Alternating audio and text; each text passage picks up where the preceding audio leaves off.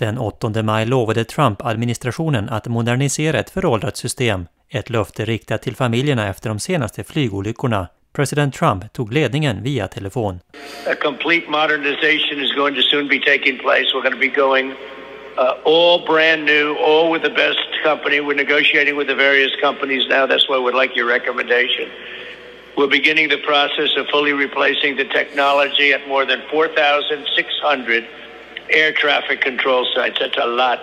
And building 6 new state-of-the-art air traffic control coordination centers, which is the top. That's the tippy top of what you do. And it's the first time that there's been anything like this since the 1960s. We have a lot of equipment that's from the 1960s, if you can believe it, and it doesn't even mesh with the plane. So we'll be purchasing 25,000 new radios and replacing hundreds of old radars. The radar systems are old and broken. And we'll install 4,000 new high-speed network connections using fiber optic cables, satellites, and wireless technologies. And we'll also install 174 new weather stations in Alaska. Alaska's prime time. So these actions will bring American air traffic control into the highest level of anybody, any country, anywhere in the world, the highest in the 21st century. Transportminister Duffy sa att planen omfattar 6 nya flygtrafikledningscentraler samt uppgraderingar av teknik- och kommunikationssystem. Ny hårdvara och mjukvara ska standardiseras i samtliga flygtrafikanläggningar. Han visade deltagarna exempel på den utrustning som används idag. Now, if you might take a look at the stage here, we have a number of different, you might call them systems. I didn't, by the way, get this off the set of Apollo 13 or War Games. Remember those movies?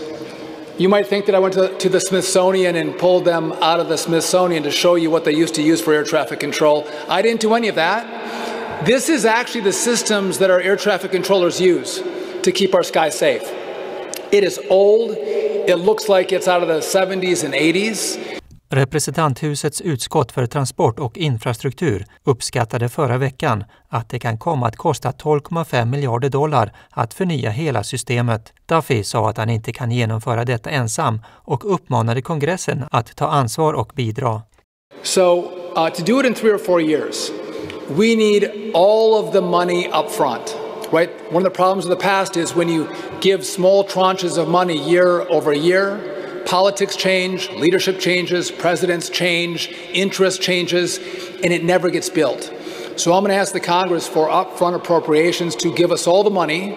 I'll come before the Congress every quarter and give them an update of how far we've built, how much money we've spent. They can pressure test what's been done to do the oversight to make sure we're doing this correctly.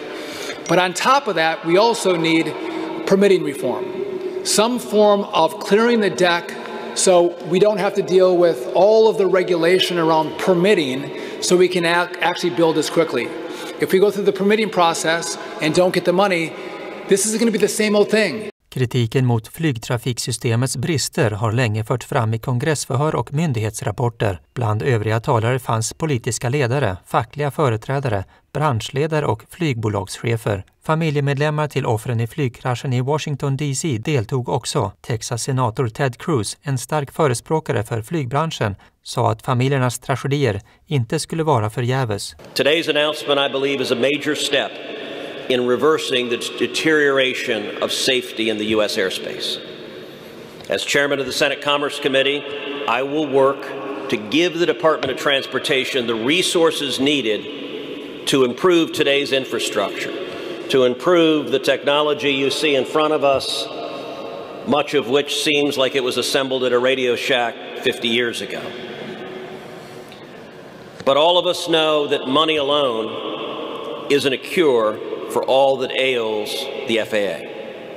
We need to ensure that there is a committed long-term focus to fixing and to upgrading technology, to streamlining and simplifying procurement, to bolstering the workforce, and to making it easier and safer to bring new tech, whether delivery drones or air taxis, into the U.S. airspace system. Arlene Richards, NTD News.